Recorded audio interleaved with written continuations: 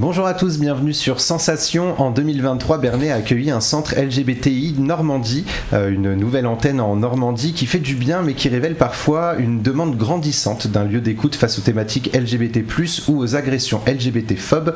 Pour en parler avec nous, je suis aujourd'hui avec Théo, référent du centre LGBTI Normandie antenne de Bernay, et Patricia Simon, bénévole au sein de l'antenne LGBTI+ de Bernay. Bonjour. Bonjour. Alors l'association a ouvert donc une antenne à Bernay début 2023. Quels sont les objectifs de l'association au quotidien ? Globalement, l'idée qui nous rassemble, c'est vraiment de contribuer au bien-vivre des personnes LGBTQIA+ sur le territoire. Et après, à travers plusieurs missions, quoi. Enfin, je pense qu'on va... On va aller voir un petit peu tout au long de cette émission. Alors il y a d'abord une volonté de créer un lieu d'écoute pour les personnes de la communauté LGBTI+. Vous êtes environ une dizaine au sein de cette association. Quelles sont justement vos missions et quelles sont les premières actions que vous avez mises en place ? La première, c'est vraiment un lieu d'accueil, effectivement, pour recevoir la parole des gens qui ont juste besoin d'être écoutés, orientés aussi. Et ça a été nos premières... les premières permanences étaient là-dessus. Et puis ensuite, on va développer un peu aussi autour des luttes contre les LGBT. Les luttes LGBT. Lutte LGBT contre les LGBT-phobies. Je participais notamment avec le formateur à une intervention en milieu scolaire sur Évreux. Donc ça fait partie aussi de nos missions. Et puis on a tout ce qui touche à la prévention, à la santé. On va bientôt être d'ailleurs formés à faire les dépistages rapides. Enfin voilà.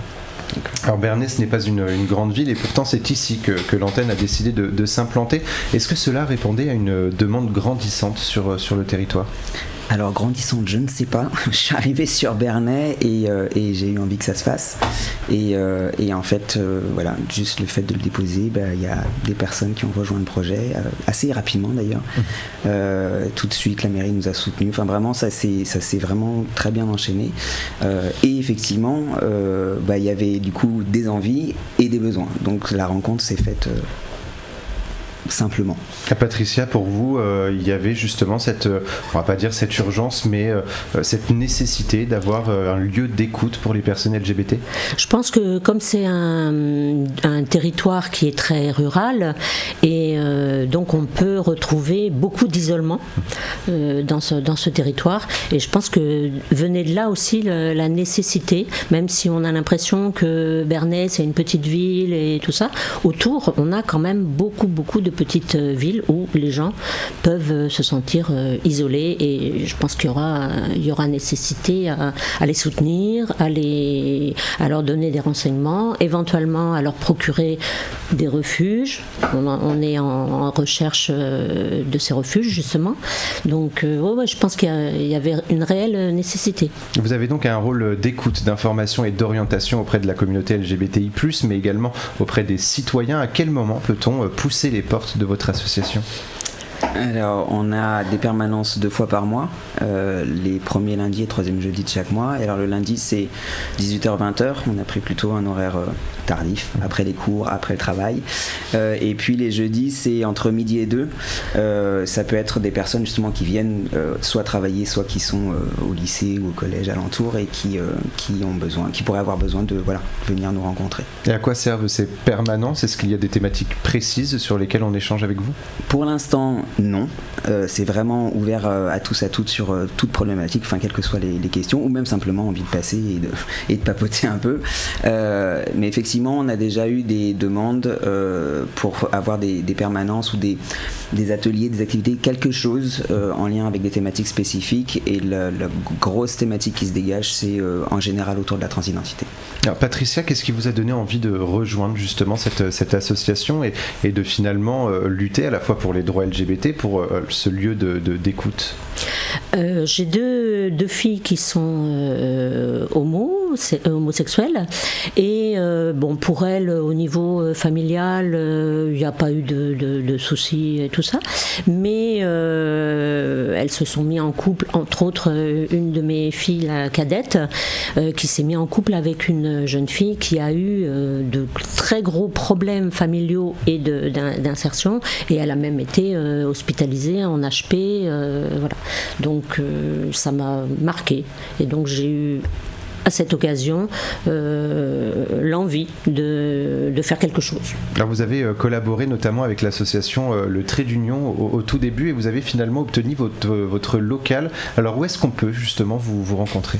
Alors le local maintenant est ouvert donc au 6 rue Gambetta à Bernay. Comme je disais, pour l'instant c'est toujours donc 2 fois par mois. Et je viens de perdre le fil de mon idée. C'était où est-ce qu'on peut vous rencontrer ? Aussi rue Gambetta, du coup. Oui, mais c'est ça. On a également le téléphone, donc on peut essayer de nous joindre par téléphone. Et donc à cette occasion, même si les personnes ne peuvent pas venir à la permanence, on peut très bien donner un rendez-vous privé et voilà, se rencontrer, aider les gens à travers ces rendez-vous. Quel autre pour l'instant. Après, il y aura, pour l'instant, c'est vraiment le seul endroit. Après, on va se réunir, alors le 22 octobre, d'ailleurs, c'est une invitation à tous ceux qui auraient envie, pour justement définir quel projet l'antenne va porter en 2024. Et du coup, voilà, on sera aussi présent sur ces événements-là. Voilà. Et parmi vos actions, il y a également la lutte contre les actes LGBT-phobes. Comment est-ce que vous conseillez les personnes ? Vous l'avez dit tout à l'heure, votre objectif c'est à un moment justement d'ouvrir un refuge. Pour le moment, comment est-ce que vous pouvez conseiller et accompagner ces personnes victimes d'LGBT-phobie, alors dans la rue mais également au sein de leur famille ?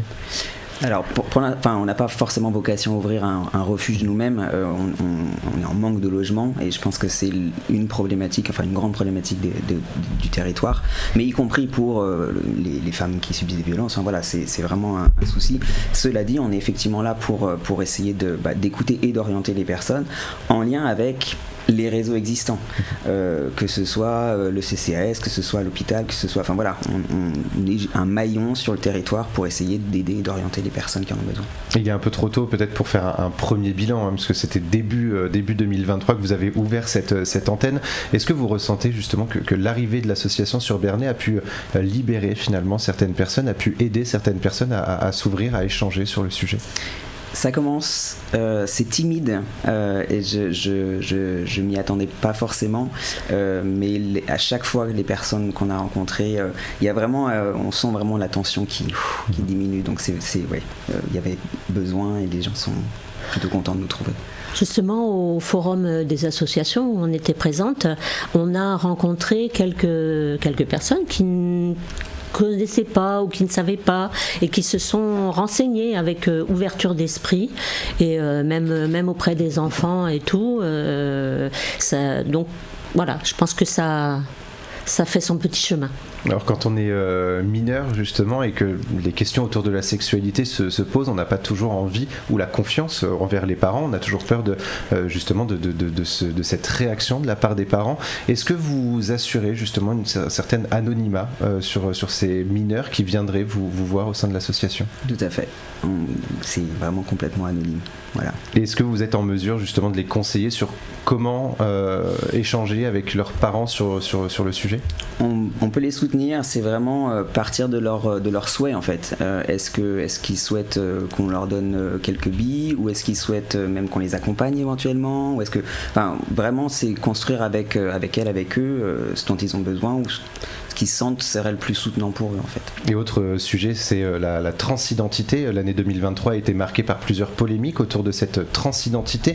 Si certains influenceurs et influenceuses tentent de transmettre des messages positifs, les Français ne semblent pas prêts à accepter et inclure les personnes transgenres, les personnalités politiques également, qui parfois parlent de mode, finalement d'un effet de mode. Est-ce qu'il va y avoir un travail à faire justement sur cette thématique de la transidentité, on va pas dire de faire accepter, mais de dire aux gens respecter tout simplement les choix? C'est sûr, c'est vraiment, c'est là en plus de ça la plus importante thématique, en tout cas les demandes qui nous sont faites ou les questions qui nous sont posées concernent ce thème-là. Donc oui, il y a des travaux d'accompagnement qui peuvent être faits et à plusieurs niveaux, aussi bien pour les personnes que je le disais en milieu scolaire où il y a eu des demandes aussi, auprès des professionnels. On a une charte d'ailleurs qui peuvent signer pour s'engager auprès de nous. Enfin voilà, on peut diffuser de l'information par tous ces biais. Merci beaucoup Théo et Patricia d'avoir été avec nous sur Sensation. Pour plus d'informations, on peut se rendre sur votre page Instagram Antenne Bernay ou sur votre page Facebook LGBTI Normandie Antenne de Bernay. Et pour revoir ou réécouter cette émission, rendez-vous sur notre site et notre application Radio Sensation.